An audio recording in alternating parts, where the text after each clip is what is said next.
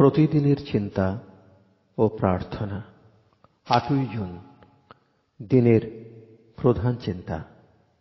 ক্ষুদ্রতা, নীচতা, স্বভাবের দুর্বলতা প্রকাশিত হয় তখনই যখন আমরা আমাদের উত্তরাধিকার সম্বন্ধে অজ্ঞান।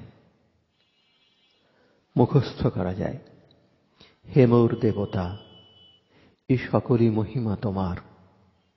জানিয়া এই গৌরব বিশাল, হই আমি মহিমামণ্ডিত। লহ তুমি নিজ হাতে, দুর্বল হস্ত আমার, কর তব কাজ সম্পূরণ।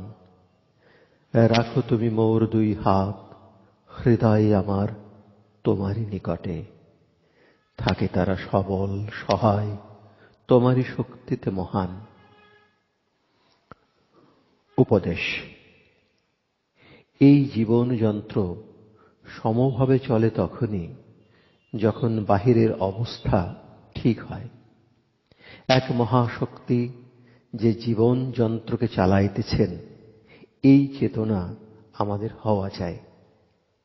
অন্তরে অনুভূতি জাগাইতে হইবে, তবেই যখন দেবসত্তা এবং মানব সত্তা একত্ব লাভ করিবে, আমাদের সচেতন উন্নত অনুভূতির মধ্য দিয়া তখনই ভিতরে বিরাটের জন্ম লাভ হইবে।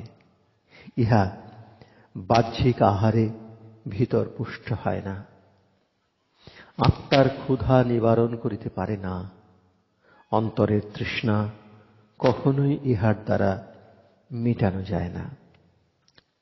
প্রার্থনা।